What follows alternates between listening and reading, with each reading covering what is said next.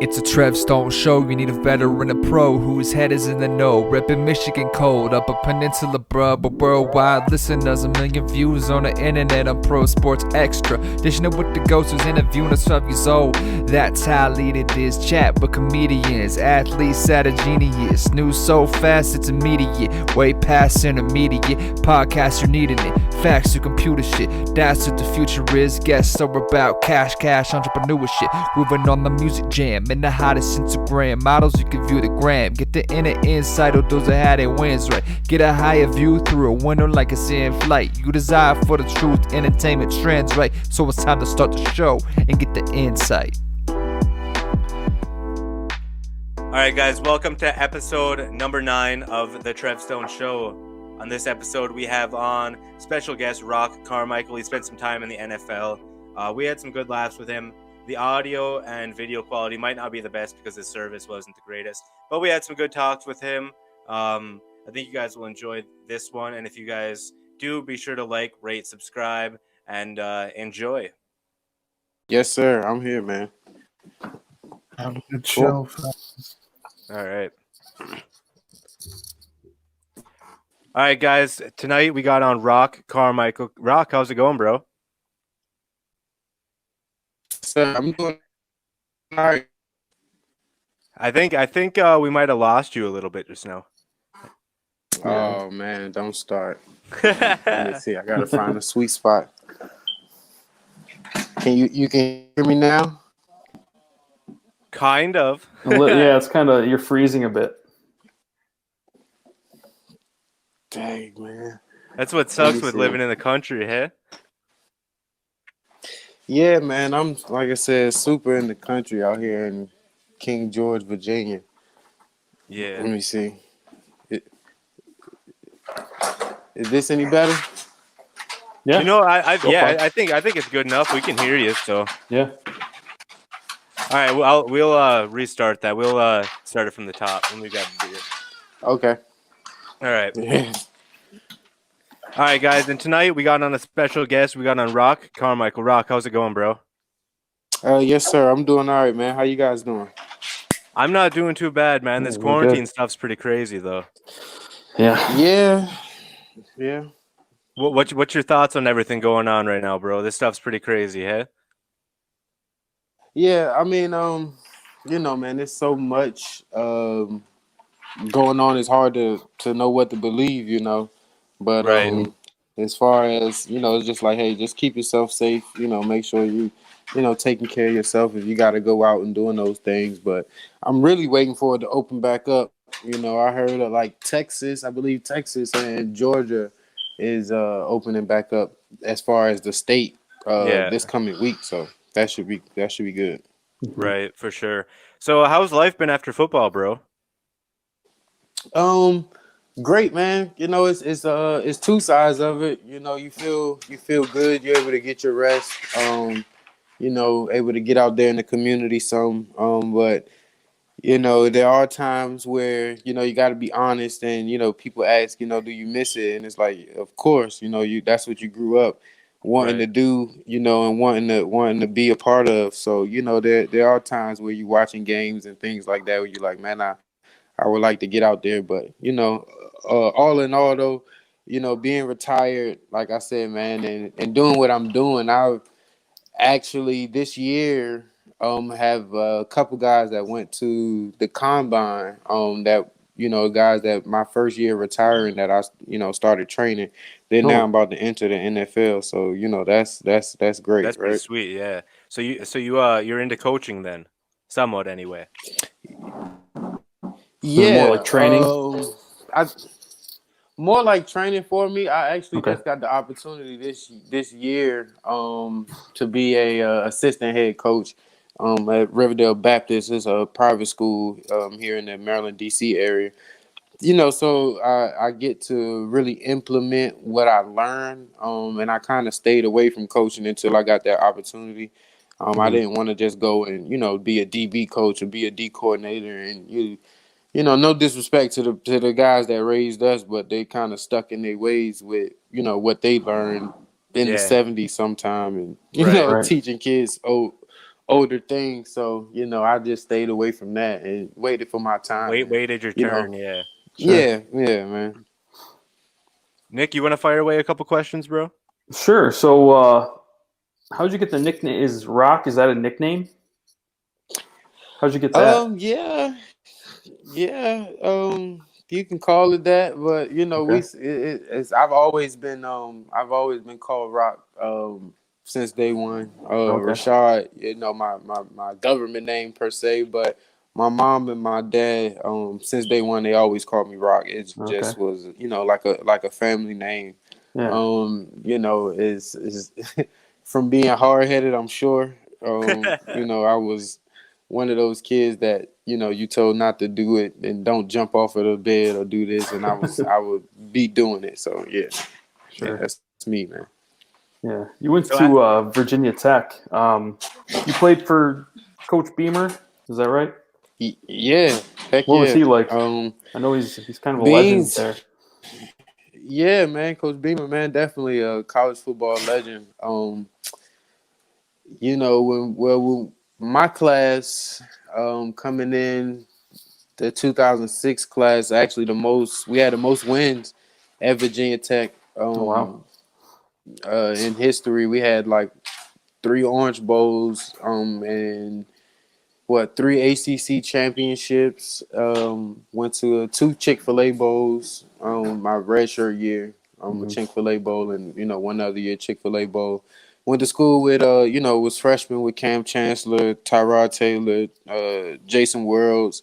A lot of guys that went off and went to the NFL and made a good name for themselves. And like I say, just going and playing under Beamer before he retired, really was a blessing. I tell guys I was just able to go and be a part of a real program. A lot of schools is kind of just building a program at this time, but I got to be a part of something that was classic. And I think Coach Beamer and Bud Foster on the defensive side, he's legendary D coordinator too. Oh yeah. So Yep. yeah, man. Coming out of high school, did you have any other college offers? Zero. Zero. Zero That's crazy. offers, man. Yeah. My story is a little different. So growing up, love playing ball, play ball forever, work extremely hard forever. And never had a doubt though. I never had a doubt that I could go Yeah. play college or go play pro. It just was, like I said, I'm a calm person, naturally. So to me, it was like, just keep working and something will work itself out. And a guy I grew up with in the DMV area, he was my neighbor, really. Phil Taylor, 6'5", 350 pounds in 8th grade, right? So he's all American. He got every offer in the world. He go down there to Texas. He do that whole thing. And then myself, and I'm a guy that's been playing forever. Phil didn't start playing until he got to high school. And as soon as he got to high school, he blew up. But I made sure that I stayed around him as much as possible because I knew that's what the coaches would be. And so the story for me is get interesting when one morning, his dad calls and says they riding down to the University of Georgia. And I'm like, okay, usually whatever trip they go on, Phil already has the offer. I just hop in the car, whatever. I take the ride. And I used to always tell the coaches, if you offer me, I can make him commit. That's what I used to go in the door with. So, I get in the car that morning, man, and we head into the University of Georgia. And his dad says, he's like, man, I'm tired. I was working late. We're about 30 minutes from Virginia Tech. We're gonna just go here. They offer Phil too. We're gonna take this trip. So it was like, okay, cool. And we go there. They having the 1-day senior camp. Phil doesn't participate in the camp. Like I said, he's already a 5-star. I participate in the camp. I end up running like a 4.3 that day. And I'm looking really, really good. And Coach Tony Ball was the wide receiver coach at the time. He pulled me to the side And he just kept throwing the ball at me, seeing about, checking my hands out, then put me back in line. Then we go to one-on-ones, end of the camp, and they called me out to the front. They made me do, 3 or 4 one-on-one reps, back to back, offense, defense, and then shoot. The next thing I know, Coach Beamer is down on the sideline, and he called me over, and he said, like, hey man, where you going to school at? And I was like, I don't have any offers. I was like, I never really talked to a school. They usually just talk to Phil. He the 5-star. They leave the rest of us alone. Um, and he was like, well, he's like, I don't believe that. He's like, well, I want to offer you a scholarship. And I and I was like, well, I'm gonna Damn. commit. I'm gonna commit right here. And Yeah. he he pulled me up to the office. He called my mom and my dad. They offered me, and I committed right there. I was the first one to commit that year. And then, like I said, the story go from there, man. Oh, Right. wow. What was your college life like? Were you a partier at all, or were you more on the books? Nah, man. Not per se the books. I'm gonna be honest.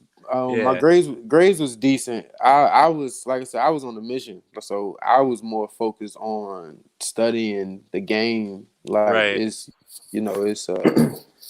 articles I have, from Washington Post and all different kind of things where I didn't have cable at all, or internet at all in college. Like I studied film. I Damn. had a 5-disc film, CD changer, disc changer, and I got all Virginia Tech football film the last 25 years. Beamer was there, and kept watching the games until I could start to see similarities and start to pick up on, down and distance and formations and things like that. Like that was my thing. That's what I did. Like I went in there trying to just keep, proving people wrong. So Right. Well, nice. What was the first couple years like there in Virginia Tech? Was it a big difference from high school?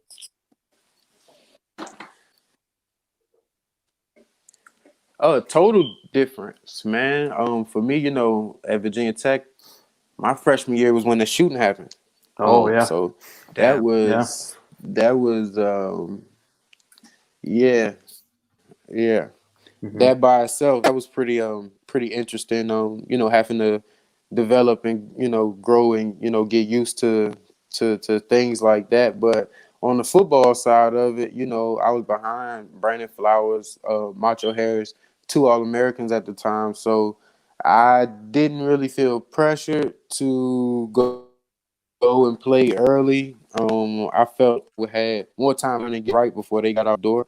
And learning from Torian Gray was our DB coach. He was a stiff coach, man. He was hard on us, but just learning how to get to that coach level.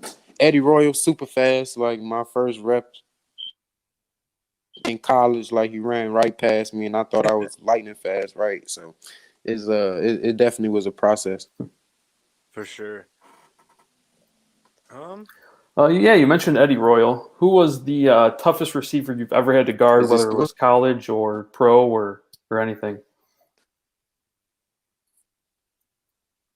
um toughest receiver to guard in college? I had to throw out a sleeper. Would be Dwayne Harris. Oh, yeah. um receiver from ECU. You remember he played with the Yeah. Cowboys. Cowboys, yeah. A lot Giant. of Yeah. returns back. Yep. He was like a outside football player. Like it was hard to pick up on his tendencies because he just kind of played as the game went. He didn't play like a robot. Okay. Another college receiver that was interesting was Titus Young. You remember Titus Young Yeah. from Boise Titus, yeah. State? We're both Lions Yeah. fans, so yeah. And So. yeah, he was different. Mhm. We was on the same team in the Super Bowl, so that whole week we competed. Okay. He was different. NFL guys, I would have to see Deshaun Jackson, man. D-Jack was the truth. Yeah. D-Jack. And then down in Houston, I used to get some reps against Andre John Hopkins when he was younger. His first couple years coming in, but Damn. overall NFL, I would have to say Deshaun Jackson, man, just Yeah. speed, knowledge. Right. He was still getting in and out of breaks like he was in high school. It was crazy. Damn. So talking about the pros, man, this comes out during the second day of the draft. What was draft day like for you? Draft day for me, man, was laid back. Like I said, right after I got out the Senior Bowl, actually, I knew I wasn't going to be a first rounder. So the next day, my brother was playing for University of Towson. They had a spring game, so I actually went to the spring game, man. Sat out the spring game and waited till I got the call. It was interesting because I recall and what was going on, but as well, it was the lockout when we came out of college. So I received a call maybe about 30, 40 minutes before it, got on TV or before anybody else. And I didn't even say anything, I sat back down and just thought about it. And I waited until, I guess, it went across the screen or until people heard.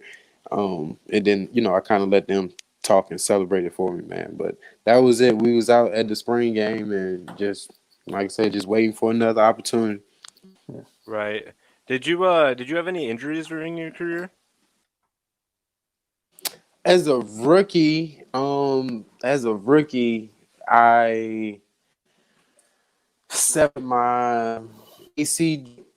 There's like a 3rd-degree separation, and I had a slip disc in my neck, and it didn't really bother me until I got a little older. But yeah, other than that, I was pretty decent.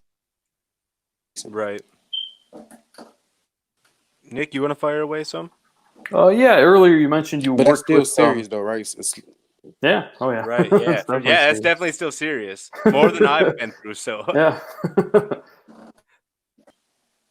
Yeah. Earlier you mentioned you were working with some draft prospects. Are you able to tell us who they were and what you were doing with them?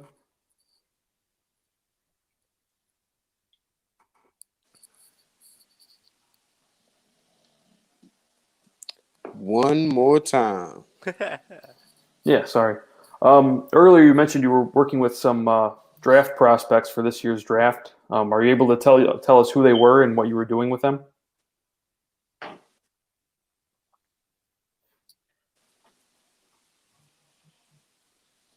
Oh yeah. Definitely, man.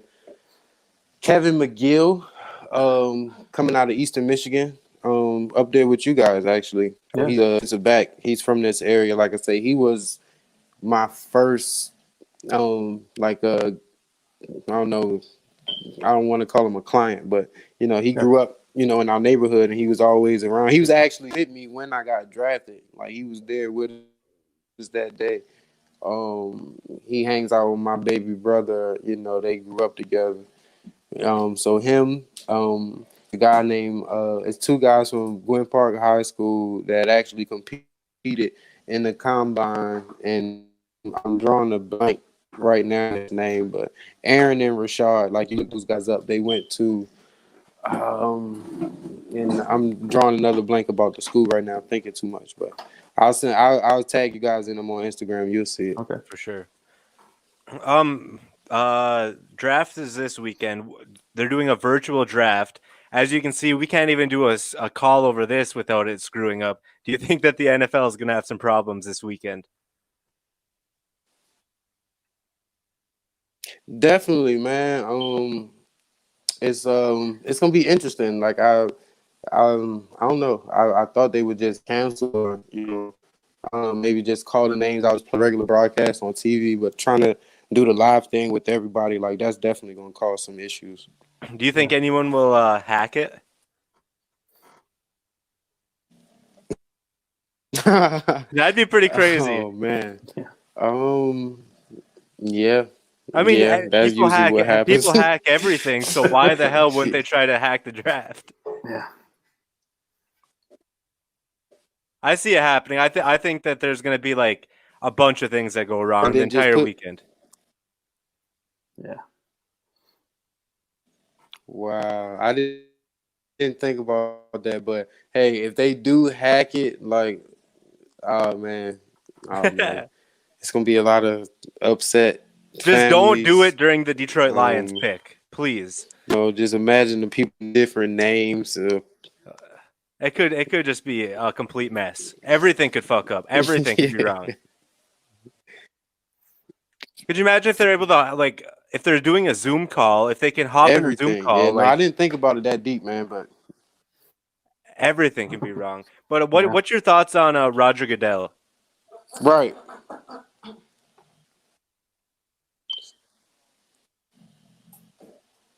you said, how do I feel about Roger Yeah, Goodell? how do you feel about Roger Goodell?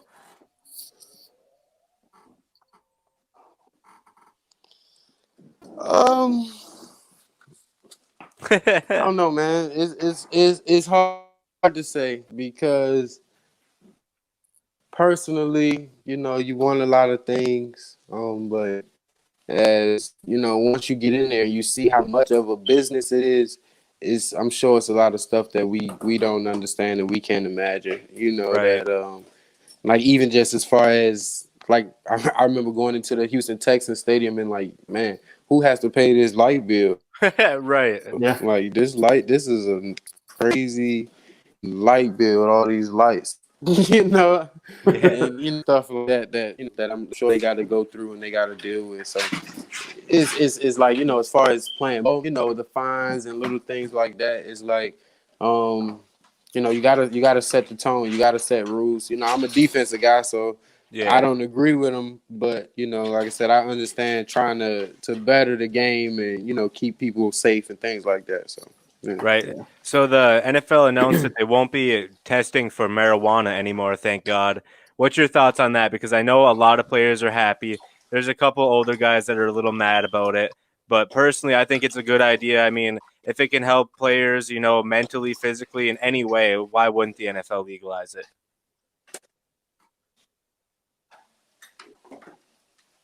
It was breaking up, but it sounded like you asked about them adding the extra game. No, it was actually about marijuana in the league, seeing they're not going to be testing about weed anymore. So, what's your thoughts on that? Oh yeah, I mean it's about time, Yeah, man. Like I said, you get into it, you see the inside of it, and I tell guys like, I believe in I believe in the right side or the positive things that we get from, as the kids or the younger guys, they don't need to experience that or right. whatever until the time is like, as far as being a pro guy is like, you're gonna make your decisions anyway, Right. and it's ways around it. So it Yeah. really doesn't. If you're gonna smoke, you're gonna They never smoke no matter could what. stop the show, I would say. Yeah. Right. So your time in Philly, did you feel like Philly gave you more of an opportunity to play?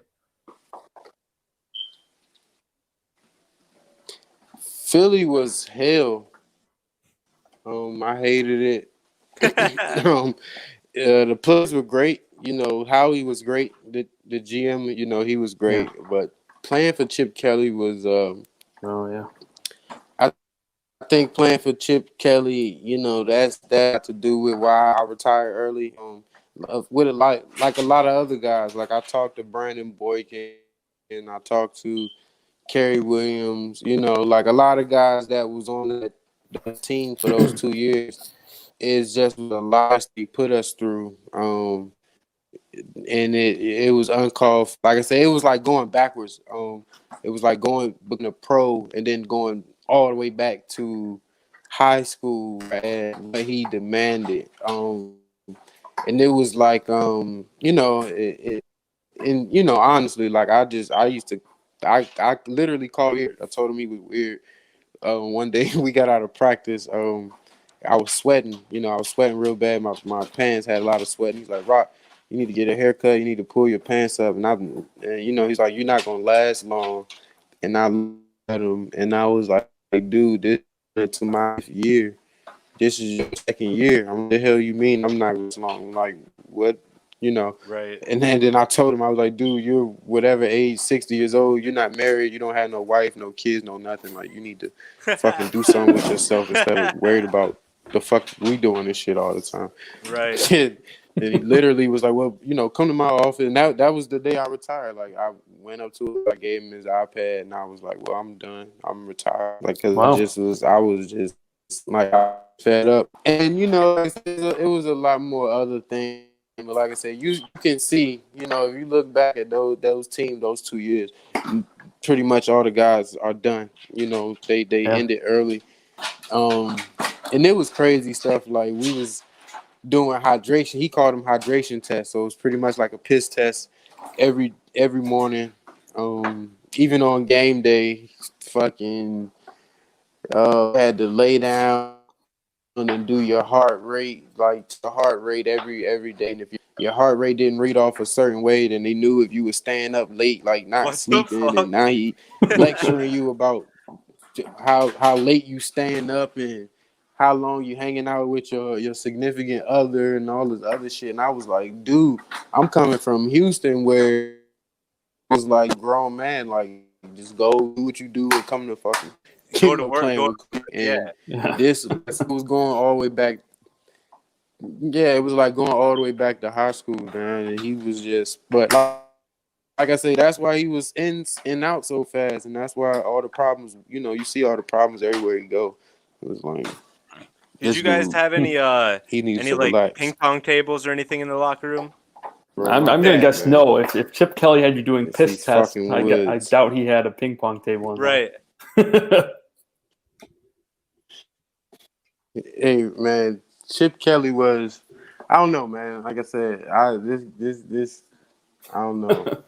That dude was like, he's something else, man. He literally was the reason I was like, all right, I can't do this. I can't do this anymore. Like, if I go back in here, like I might have to put him in the headlock. Wow. Yeah, he seems like a guy that belongs in college. Yeah, he's one of them guys, man. Sure. He one of them guys that like never played sports or like never came outside, and then just somehow he got that in one of those positions to just tell athletes what to do. It's like, dude, come on, man. He's terrible. For sure, bro. I don't really got any more questions. Where can everybody find you on social media? I know this is kind of cutting in and out, so we'll kind of make this episode a little quicker. But where can everybody find you at? Yeah, man.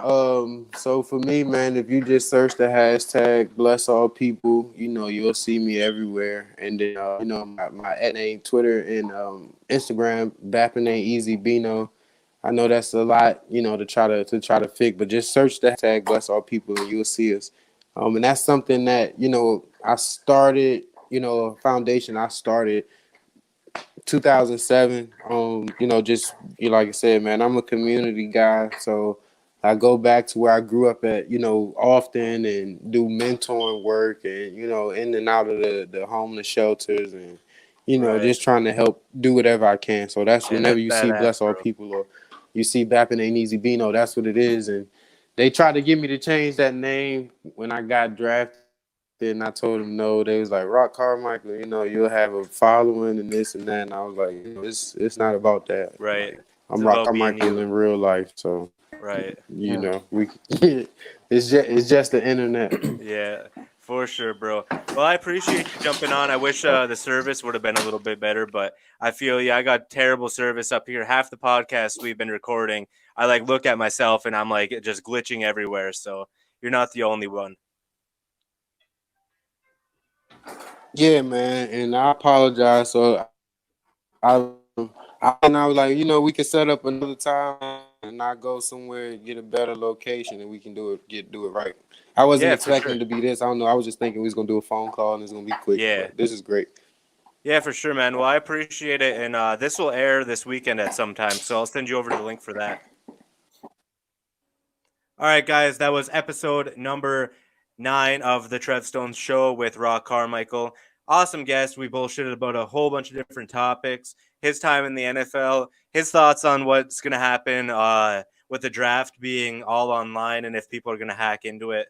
We shared some laughs, and obviously, as you could tell, the quality of the video, if you're watching, wasn't the best on his end. But yeah, huge thanks for Roc for coming on. I think you guys will enjoy past episodes of this podcast as well, so go listen to that. Leave 5 stars, and you can follow me on Twitter at TrevStonePSE. Find us all at prosportsextra.com, where you can find our blogs and a whole bunch of other content there. This is the Trev Stone Show. Be sure to like, rate, and subscribe. Follow me, Trev Stone PSE, and you can follow Nik as well. Yep, at Nik PSE. That's Nik PSE on Twitter. All right, guys, we'll see you in the next episode. Peace. Peace. Peace, peace, peace, peace, peace, peace, peace, peace.